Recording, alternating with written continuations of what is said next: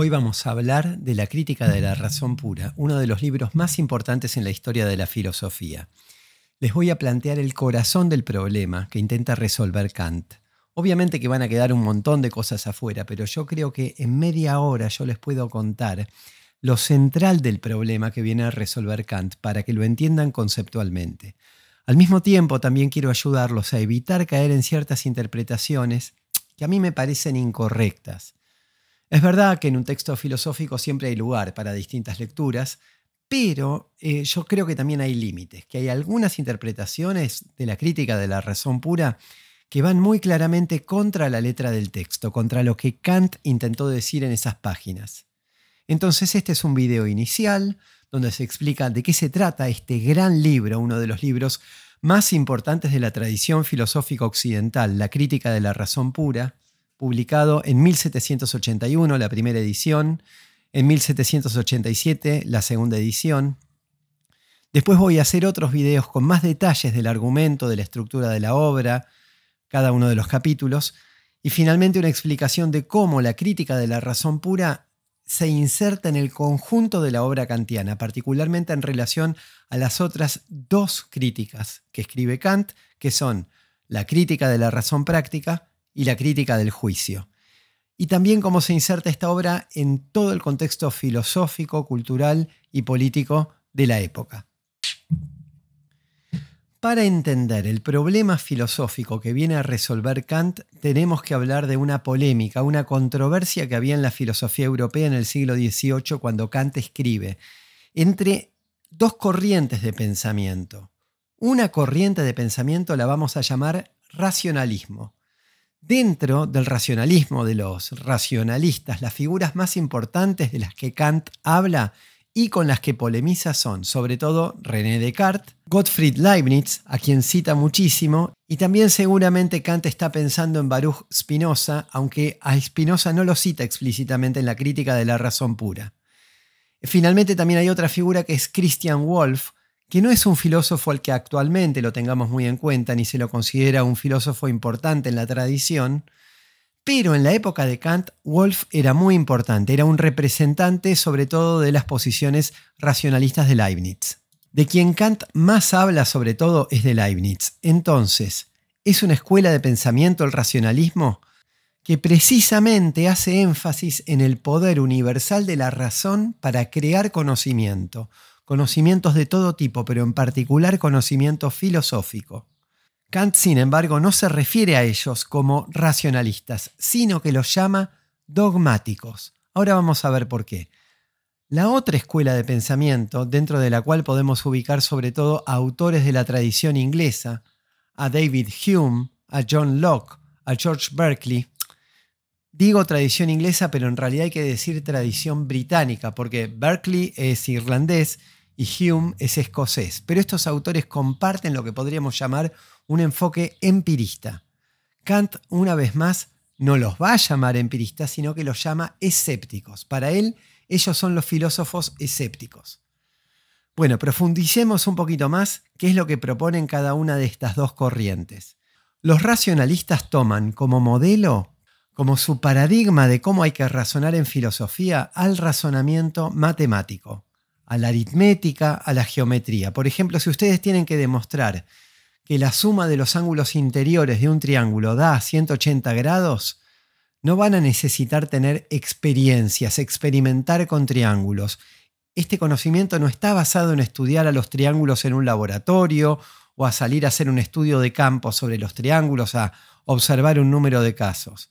La demostración, la prueba de que la suma de los ángulos interiores da 180 no necesita de ningún recurso a la experiencia. El modo de decir esto en filosofía es decir que se trata de un argumento totalmente a priori. Parto de unas premisas, unos principios, unos axiomas, y si las premisas son verdaderas, voy a poder llegar a ciertas conclusiones. Si defino bien, por ejemplo, lo que es un número natural y lo que es la operación de suma, entonces 2 más 2 siempre van a ser 4. Y esta verdad es universal y necesaria. La idea es que los seres humanos tenemos una facultad, la tenemos todos, esta facultad es la razón, que nos permite cuando comenzamos a partir de ciertas ideas que están bien definidas, ideas que son verdaderas. Vamos avanzando por una serie de razonamientos correctos, argumentos válidos, y llegamos a conclusiones que también van a ser verdaderas. Acá de nuevo, el paradigma del razonamiento es el razonamiento matemático y en general el razonamiento deductivo. El razonamiento deductivo es el que va de lo general a lo particular. Típico caso, silogismo demostrativo, donde tengo una premisa mayor que dice, por ejemplo, todos los hombres son mortales, luego tengo una premisa menor que dice Sócrates es un hombre, y si estas dos premisas son verdaderas, si los hombres son mortales y si Sócrates es un hombre, no un dios, la conclusión necesariamente va a ser verdadera. Sócrates es mortal. Entonces, gracias a estas facultades humanas del razonamiento, gracias a este recurso a la razón precisamente, los racionalistas piensan que se puede construir conocimiento verdadero, ensanchar nuestro conocimiento, generar nuevo conocimiento, incluso en el campo de la filosofía.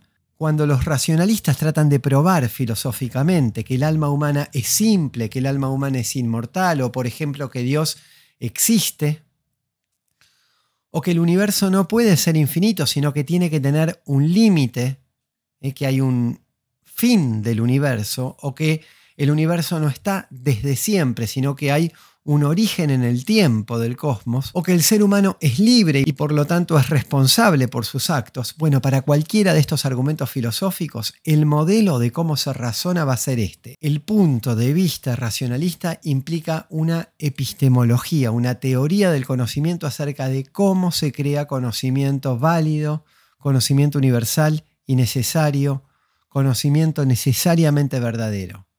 Pero no solamente implica una teoría del conocimiento, también implica una ontología acerca de lo que existe en el mundo. Es decir, para los racionalistas podemos conocer la realidad, podemos saber si existe un mundo allá afuera, si los seres humanos tenemos alma, si existe Dios, podemos saber las propiedades de estas entidades.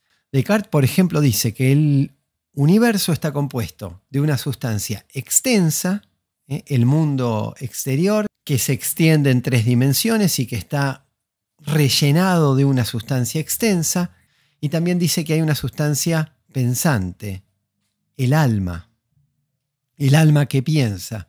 Descartes también ofrece una prueba de la existencia de Dios.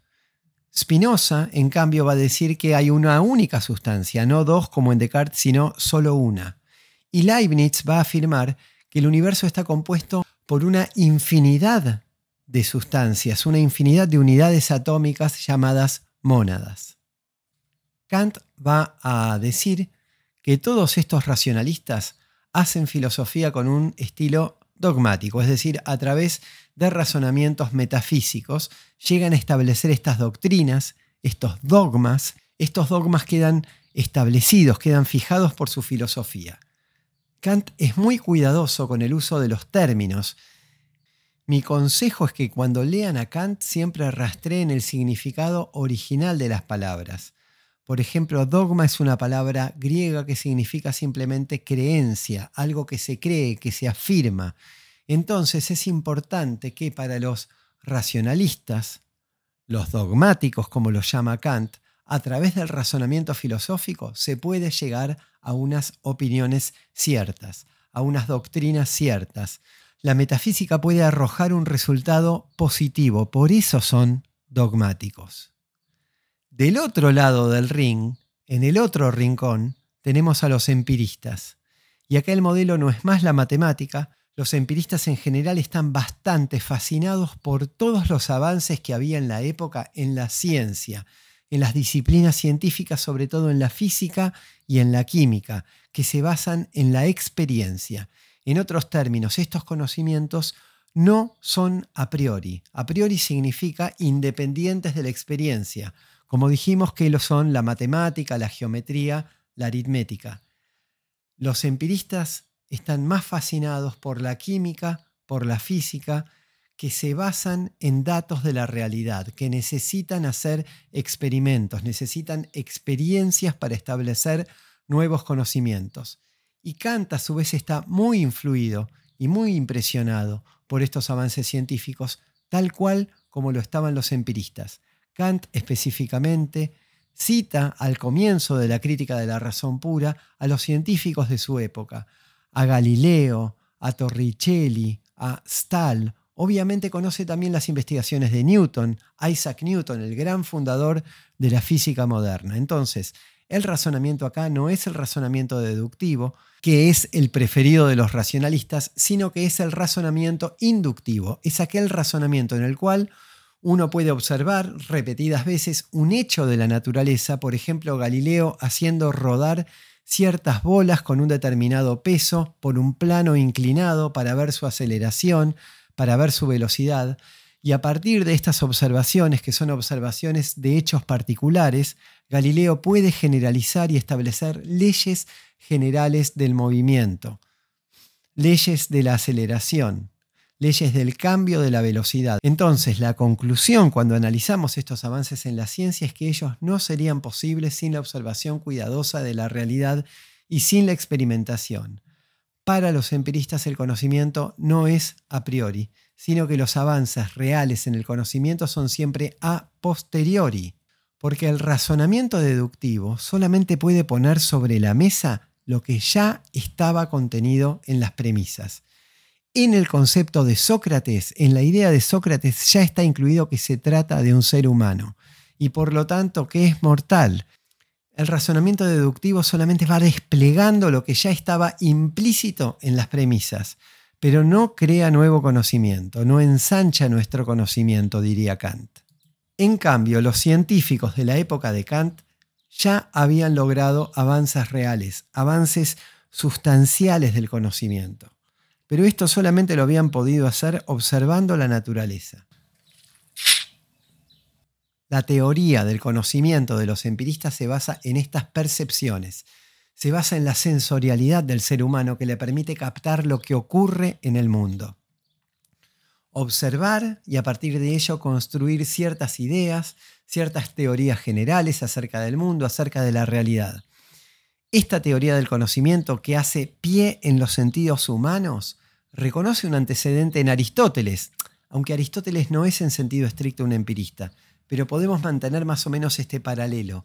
Los racionalistas como herederos de Platón, los empiristas como herederos de Aristóteles. Entonces, ¿por qué el empirismo para Kant sería escéptico? Los empiristas se daban cuenta de que la ciencia avanza de la mano de los datos de los sentidos, de la mano del método experimental, que venían logrando avanzar los científicos, construir nuevos conocimientos que realmente eran revolucionarios, que no eran solamente hipótesis teóricas, sino que también daban lugar a grandes cambios tecnológicos en la época. Hay cambios, no sé, desde la óptica, la fabricación de telescopios, la fabricación de máquinas, la máquina a vapor, mientras que los filósofos seguían todavía enredados en las mismas controversias arcanas, en las mismas discusiones metafísicas. Aparece una escuela filosófica, después aparece la escuela que afirma todo lo contrario, discuten y nunca se ponen de acuerdo. Siempre surgen nuevas teorías y esto es una historia sin fin. Hay un estancamiento en la metafísica que contrasta muy claramente con el avance que hay en el campo de la ciencia, donde la comunidad científica se pone de acuerdo en estos avances. Entonces, los filósofos empiristas dicen: che, acá la ciencia está avanzando porque se basa en datos, se basa en percepciones, se basa en datos de los sentidos. Cuando los filósofos discuten acerca de si Dios existe o no existe, o dan pruebas acerca de la existencia de Dios, la verdad es que no tienen datos, no tienen evidencia sobre la existencia de Dios, no lo han visto a Dios. Son pruebas puramente a priori, puramente deductivas. A partir de un razonamiento intentan probar la existencia de Dios. Se da como un salto, ¿no? De un pensamiento, por ejemplo, si Dios no existiera, no se podría explicar la armonía del mundo, la belleza y el orden del universo. Por lo tanto, debe existir un creador, debe existir un Dios. Se salta del pensamiento a la existencia. Esto es lo que ataca Kant. Pero antes que Kant, esto ya está en el espíritu de los empiristas. Cuando, por ejemplo, David Hume analiza el concepto de causa, un concepto muy básico. Para cada fenómeno que ocurre en el mundo debe haber una causa que lo explica. Pero Hume dice, bueno, si yo observo a la bola de billar A, que impacta sobre la bola de billar B y la bola B sale despedida con cierta velocidad en cierta dirección. O, por ejemplo, si yo prendo un fuego y luego veo que sale humo. Lo que yo puedo constatar es que siempre hay un evento precedente, por ejemplo, el movimiento de la primera bola, y un evento subsecuente, el movimiento de la segunda. O el evento precedente puede ser encender el fuego y el evento que lo sigue es el del humo. Pero la causa en sí, cómo específicamente el primer evento está causando al segundo evento, eso no lo vemos en ningún lado. Y esto es lo que lleva a la posición escéptica, es decir, no podemos saber si realmente existen causas en el mundo o si no será más bien que nosotros, los seres humanos, estamos acostumbrados a que cada vez que hay fuego también va a haber humo. Es nuestro hábito de pensamiento pasar del fuego al humo, del movimiento de la primera bola al movimiento de la segunda. Pasamos con nuestra imaginación que ve el fuego y ya anticipa el humo. Es un hábito del pensamiento, pero nos confundimos y consideramos que este hábito del pensamiento en realidad nos está hablando de algo objetivo, algo fuera de nosotros que existe realmente. Y a eso que existe realmente en el mundo objetivo lo llamamos causa. Pero la verdad es que no tenemos ninguna prueba de que existe ese mundo objetivo y de que existan objetivamente las causas en el mundo. Por lo tanto, podemos ser escépticos acerca de la existencia de las causas en el mundo. Para Hume, la causa es, en último término, algo meramente psicológico, una característica de nuestro pensamiento, un hábito. Acuérdense de que para el gran racionalista René Descartes, a la base de su sistema filosófico está el sujeto, el famoso cogito cartesiano, el de pienso, luego existo. La sustancia pensante es el yo. Esto es así para Descartes. No hay dudas de que el yo, el cogito, es algo que realmente existe. De nuevo, Descartes es un racionalista, para Kant un dogmático. ¿Qué dirá un empirista, un escéptico como Hume? Va a decir, no, al yo nunca lo vi. Lo que nosotros percibimos es, por ejemplo, que puedo tener frío, que puedo ver el cielo azul por la ventana, que puedo escuchar la voz de la persona que me está hablando. Es decir, todas estas percepciones, estas impresiones, que las recibo a la vez y que forman como un cúmulo, una acumulación, una bola de sensaciones que se dan simultáneamente. Y como las experimento simultáneamente, esta suma a este agregado de cosas que estoy viviendo a la vez, lo llamo, para abreviar, digamos, lo llamo mi yo, mi self, dirá Hume. Pero realmente no tengo ninguna prueba de que este yo, este self o este cogito exista. Mucho menos lo puedo afirmar del alma. Entonces, una vez más, los empiristas, particularmente Hume, van a ser escépticos acerca de que exista el yo o de que exista Dios, de que exista el universo exterior. Este es el caso de George Berkeley, el obispo de Berkeley. Dice, lo que sabemos que existen son nuestras propias ideas, las ideas que nosotros tenemos acerca del mundo exterior. Pero el mundo exterior como cosa en sí no existe. Hay un escepticismo completo acerca de la existencia de este mundo exterior.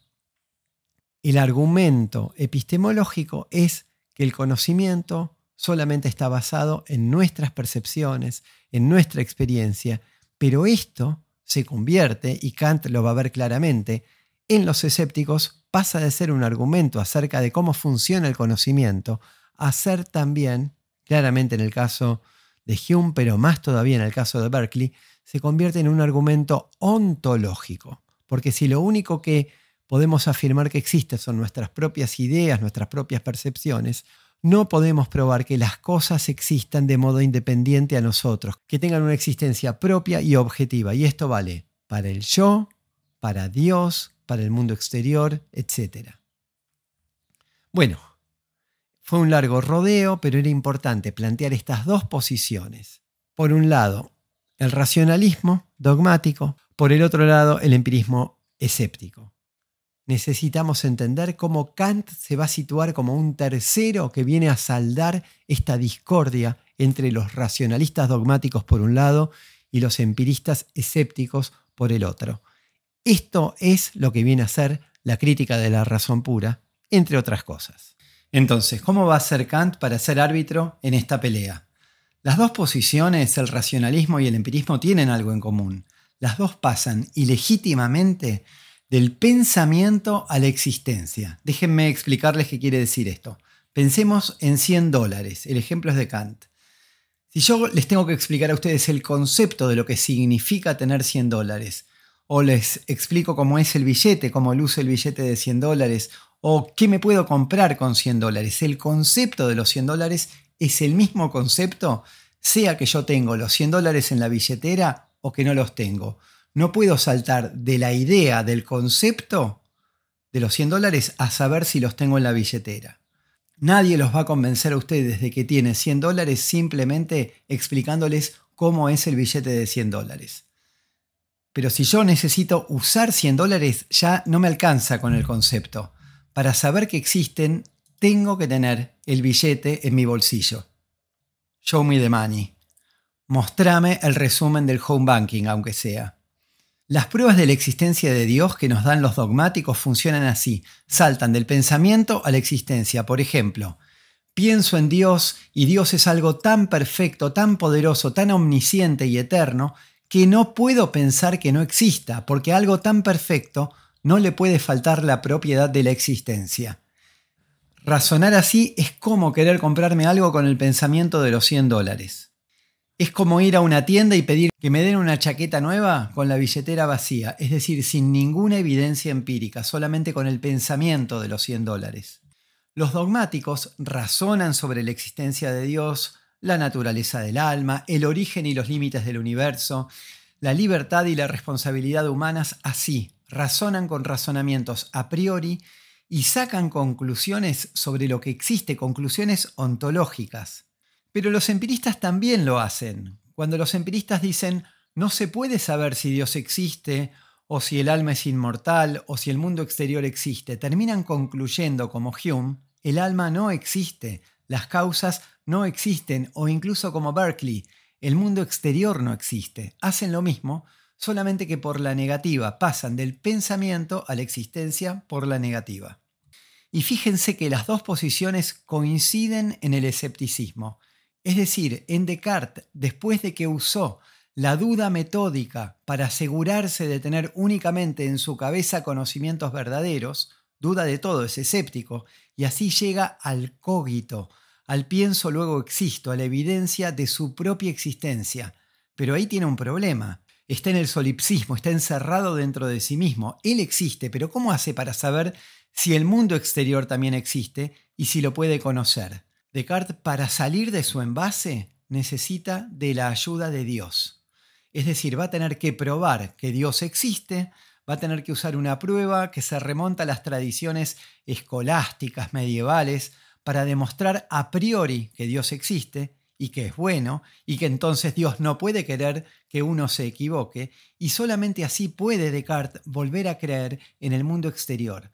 Cree en el mundo externo y va así reconstruyendo el edificio de sus conocimientos. Ya vimos que las posiciones empiristas empiezan afirmando lo importante que son las percepciones del mundo exterior como punto de partida para la adquisición de nuevos conocimientos. Pero los empiristas terminan afirmando que lo único que uno conoce son sus propias ideas, por lo tanto, nunca se sabe si existe un mundo exterior. Entonces Kant dice que es un escándalo que la filosofía y que la razón universal humana no puedan admitir la existencia de las cosas fuera de nosotros. Solamente lo pueden hacer por la fe, creyendo, pero no lo pueden demostrar. Y si a alguien se le ocurre poner en duda la existencia del mundo exterior, como lo hizo Berkeley, no se le puede presentar ninguna prueba satisfactoria. Dice esto en el prefacio de la edición B de la Crítica de la Razón Pura. Y este es el problema que Kant viene a resolver, a superar este escepticismo. Y Kant se diferencia ya en su actitud, porque nunca la actitud de Kant es la de un escéptico. Porque Kant usa al escepticismo como método, pero no se queda ahí, porque él no tiene duda de que la ciencia logró grandes avances. Es como si ahora atrás mío hubiera un elefante en esta habitación. Los empiristas que van a decir, no se puede probar que hay un elefante en la habitación. Pero Kant dirá, che, lo estoy viendo al elefante, el elefante ya está en la habitación. Tomemos ahora al elefante como metáfora del avance en nuestros conocimientos. Los empiristas escépticos van a decir, no podemos conocer nada. Pero mientras dicen eso, la ciencia sigue avanzando todo el tiempo. Entonces Kant cambia la pregunta. No pregunta ya si el conocimiento es posible. El conocimiento es posible porque el conocimiento está. Newton ya llegó, el elefante ya está en la habitación. Se pregunta, en cambio, por las condiciones de posibilidad. ¿Qué tiene que estar sucediendo para que haya un elefante en la habitación? ¿Cuáles son las condiciones de posibilidad, término kantiano, de que haya un elefante en la habitación? De que haya un conocimiento científico que avanza sin cesar. Pero a la vez que somos escépticos, que pareciera que no nos podemos responder ni las preguntas más básicas, no podemos dejar de plantearnos estas preguntas. Está en nuestra naturaleza. Todo el tiempo nos vamos a seguir planteando preguntas acerca del origen del universo, de nuestro lugar en el mundo, del sentido de la vida, de la existencia de Dios, de la inmortalidad del alma, de nuestra responsabilidad moral. Por eso, cuando uno abre el libro de Kant, La crítica de la razón pura, al comienzo, bien al principio, en el prólogo a la primera edición, se encuentra con esta frase bellísima, matadora. Dice Kant, escuchen, la razón humana tiene en un género de sus conocimientos el singular destino de verse agobiada por preguntas que ella no puede eludir, pues le son planteadas por la naturaleza de la razón misma, y que empero tampoco puede responder, pues sobrepasan toda facultad de la razón humana. Es decir, somos humanos, no podemos evitar plantearnos estas preguntas. ¿Qué somos? ¿Por qué estamos en este mundo? ¿Nuestro alma es simple o es algo compuesto de otras cosas? ¿Existe Dios? Y si existe, ¿para qué nos puso en este mundo? No podemos evitar plantearnos estas preguntas, pero tampoco podemos responderlas, porque sobrepasan todas nuestras capacidades. Y esta tragedia de plantearnos preguntas que no podemos responder y extraviarnos intentando responderlas, esto va a ocurrir siempre. Somos incorregibles, somos incurables. Siempre vamos a hablar de Dios o del alma o del origen del mundo. No lo podemos evitar. Por eso Kant agrega, a continuación de la frase que les leí recién, la razón cae sin culpa suya en esta perplejidad. No es como en Ludwig Wittgenstein, un filósofo muy posterior, principio del siglo XX, que dice algo así como que acerca de lo que no podemos decir nada debemos callarnos. Kant sabe que acerca de estos temas nunca nos vamos a callar. Entonces, ¿qué podemos hacer con esto? ¿Cómo resuelve Kant estos problemas con los que chocan tanto escépticos como dogmáticos? Kant nos va a decir que los racionalistas tienen una parte de la verdad, porque el proceso de conocimiento es imposible sin la guía de la razón. Pero hay que decir también, con los empiristas, que para ampliar, para ensanchar nuestro conocimiento del mundo, para incorporar nuevos conocimientos, necesitamos la experiencia, necesitamos los datos de nuestros sentidos. Pero el veredicto final de Kant no es los dos tienen un poquito de la razón, dense un besito, dense la mano. La postura kantiana intenta ser una tercera posición, distinta al racionalismo, distinta al empirismo, distinta al dogmatismo y distinta al escepticismo. No es una suma, no es un poquito de cada uno, es algo totalmente diferente. No podría nunca ser una suma de los dos o un combinado, porque en último término, ni el empirismo ni el racionalismo explican cómo es posible el conocimiento, ni qué función le cabe a la filosofía. Ninguno de los dos por separado ofrece esta respuesta, ni tampoco la podemos lograr adicionándolos o amontonándolos. Ninguno de los dos resuelve el escándalo de la filosofía del que les hablaba hace un ratito. ¿Cómo pruebo que existe el mundo exterior? ¿Cómo evito el escepticismo? En el prefacio a la crítica de la razón pura hay otra frase muy célebre de Kant que anticipa cuál es la respuesta que él va a dar a estos problemas. Les leo. Dice Kant, ocurre aquí lo mismo que con los primeros pensamientos de Copérnico, quien, al no poder adelantar bien con la explicación de los movimientos celestes cuando suponía que todas las estrellas giraban en torno del espectador, ensayó si no tendría mejor resultado si hiciera girar al espectador y dejara en cambio en reposo a las estrellas. ¿De qué está hablando? Había, antes de Copérnico y de Galileo, una visión del universo, según la cual en el centro del universo estaba la Tierra y tanto los planetas como el Sol, como las estrellas, giraban alrededor de la Tierra. Y era posible hacer cálculos que permitieran predecir los movimientos de los planetas o del Sol o de las estrellas, de todos los cuerpos celestes. Pero estos cálculos eran muy complicados, el modelo era muy poco elegante y en muchos puntos no cerraba bien. Entonces, de lo que se da cuenta Copérnico es que si yo pienso que en lugar de lo que me parece a mí desde mi sentido común, que yo estoy acá fijo en el centro del universo y están todos los cuerpos celestes girando alrededor mío, cambio el modelo y digo, tal vez el Sol está quieto en el centro del sistema solar y yo estoy girando alrededor del Sol y a la vez la Tierra está girando, está dando vueltas sobre su propio eje, cambio el modelo, me hago cargo de mi propio movimiento. En lugar de endilgarle, atribuirle el movimiento a todos los demás, ahora digo, no, me hago cargo, soy yo el que está dando vueltas. Por eso se ven así las cosas. No estoy como filmando un video desde un punto de vista estático. Mientras filmo este video del movimiento de los planetas, yo a la vez me estoy moviendo. Ahora, si yo descuento de lo que veo, le descuento mi propio movimiento, todo el sistema se simplifica muchísimo. Las cuentas salen mucho más fáciles. Mis capacidades predictivas aumentan un montón. De esto se dan cuenta Copérnico y lo retoma y lo mejora Galileo. Y Kant dice, claro, esta es la metáfora perfecta. Se están peleando racionalistas y empiristas, dogmáticos y escépticos, porque le están atribuyendo a las cosas, le están atribuyendo al mundo algo que no está en el mundo, sino que viene del propio sujeto. Les adelanto lo que viene del propio sujeto, aunque Kant lo va a decir más adelante en el libro. El sujeto pone sus intuiciones puras, las formas del espacio y el tiempo, es decir, el espacio y el tiempo no son cosas que están allí afuera, sino que tienen que ver con modos de la sensibilidad humana. Aunque no se entienda, por ahora tómenlo así. El espacio y el tiempo no son cosas que están afuera, sino que son cosas que el sujeto aporta, con las que el sujeto estructura, arma su experiencia. Las pone el sujeto. Y también, por supuesto, el sujeto va a poner sus conceptos fundamentales, sus categorías. No vamos a desarrollar en este video de qué se tratan esas 12 categorías y de qué se tratan las intuiciones puras, pero alcanza para empezar a bosquejar cómo Kant va a resolver este problema.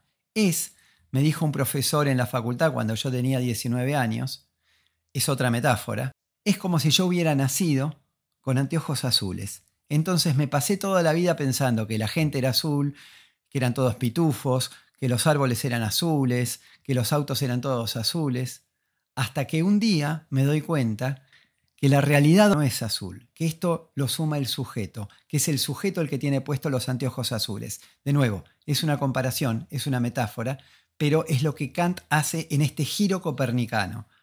Se va a resolver el problema entre empirismo y el racionalismo cuando entendamos qué es lo que el sujeto está aportando al proceso de conocimiento, cómo el sujeto constituye a la experiencia con sus intuiciones puras y con las categorías del entendimiento. En el campo de la astronomía, las dificultades de la teoría se resuelven cuando pasamos del geocentrismo, la Tierra en el centro, al heliocentrismo, el Sol en el centro, lo cual significa que la Tierra se mueve, que el sujeto no está quieto y que su movimiento incide sobre el modo en que contempla el universo a su alrededor. De modo similar, el giro copernicano en filosofía consiste en entender que es el sujeto el que le da forma al mundo y no al revés. El sujeto le da forma al mundo con las intuiciones puras de su sensibilidad, es decir, espacio y tiempo, y con las categorías de su entendimiento, los conceptos fundamentales. El sujeto no es un mero receptor pasivo de la realidad, sino que es un agente activo que contribuye a la construcción de su conocimiento.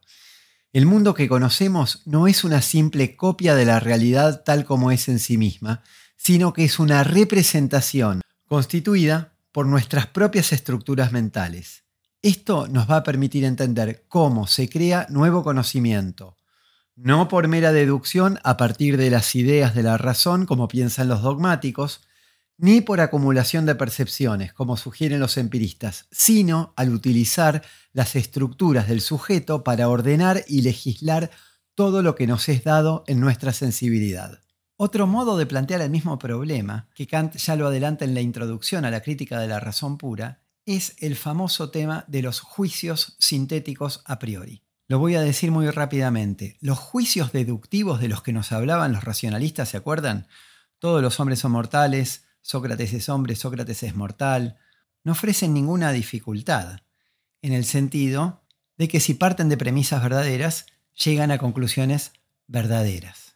El problema es que si solamente tuviéramos razonamiento deductivo, nunca habría novedad, no habría ensanchamiento de nuestro conocimiento, porque, como les decía antes, lo único que tengo en la conclusión es algo que ya sabían las premisas, que Sócrates es mortal.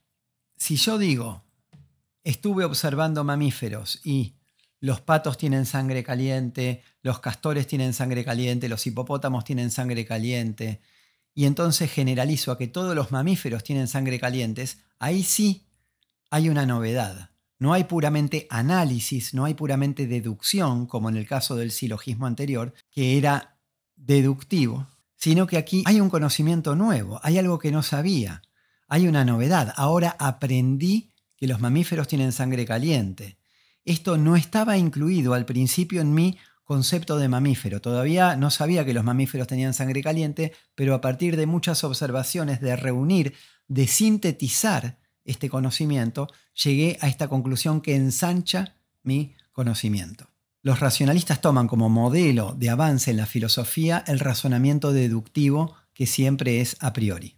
Los empiristas, en cambio, toman como modelo del avance en los conocimientos a lo que hacen en general las ciencias empíricas: inducción, síntesis, creación de novedad, pero estas inferencias son siempre a posteriori, es decir, están basadas en la experiencia. A priori por un lado, a posteriori por el otro. Analítico por un lado, sintético por el otro.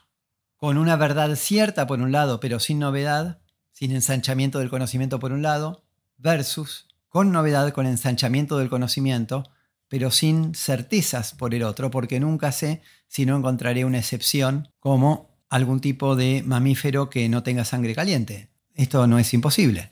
Entonces Kant va a decir que este es otro modo de plantear el enfrentamiento entre racionalistas y empiristas o dogmáticos y escépticos, y de nuevo va a decir, hay una tercera posibilidad: juicios sintéticos a priori.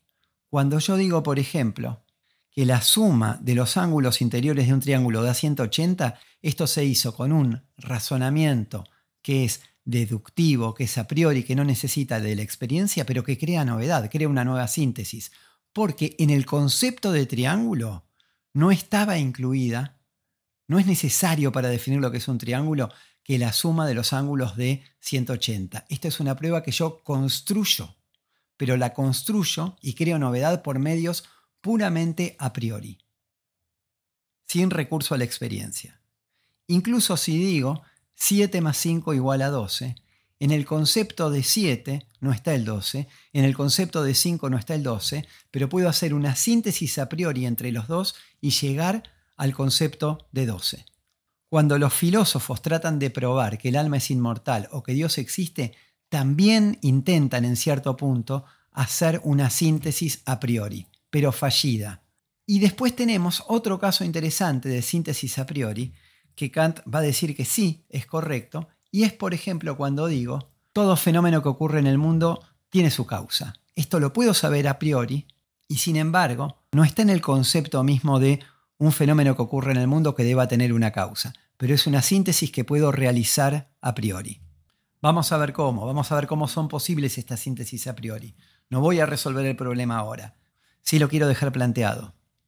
Resolver este problema de cómo son posibles los juicios, es decir, los enunciados sintéticos a priori, es como resolver este problema del conflicto entre escepticismo y dogmatismo. Es la superación del escepticismo. Es mostrar que incluso en un campo bastante reducido se puede lograr un avance de conocimiento en la filosofía. ¿Cuál es este campo reducido? El límite lo da la experiencia posible. Los errores, los extravíos de la filosofía ocurren cuando los filósofos tratan de hablar sobre Dios o sobre el mundo, sobre el alma, y traspasan los límites de nuestra experiencia posible.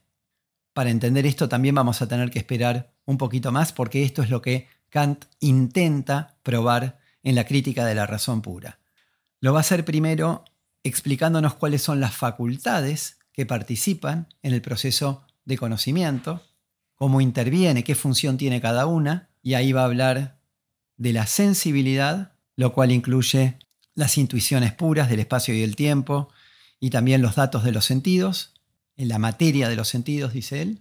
Luego va a hablar del entendimiento con sus categorías y de la imaginación con su esquematismo y finalmente de la razón. Todo esto está incluido en una gran parte del libro que se llama La doctrina de los elementos, y luego hay otra parte bastante extensa del libro que se llama Dialéctica trascendental, donde va a terminar de elucidar y de resolver y de disolver todas esas polémicas inútiles y fútiles en las que los filósofos han insistido una y otra vez y probablemente en las que nunca podamos dejar de enredarnos.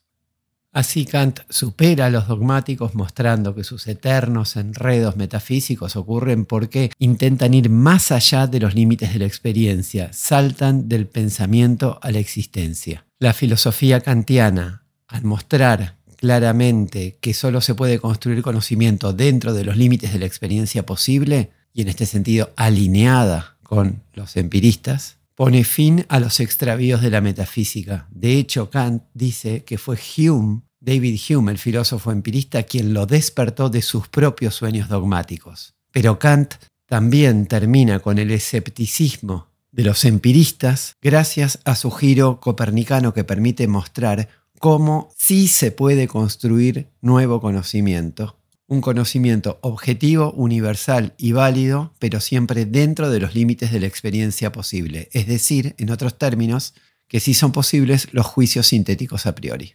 Seguiremos en un próximo video explicando cómo se articulan entre sí las distintas facultades cognitivas de los humanos para hacer posible este conocimiento.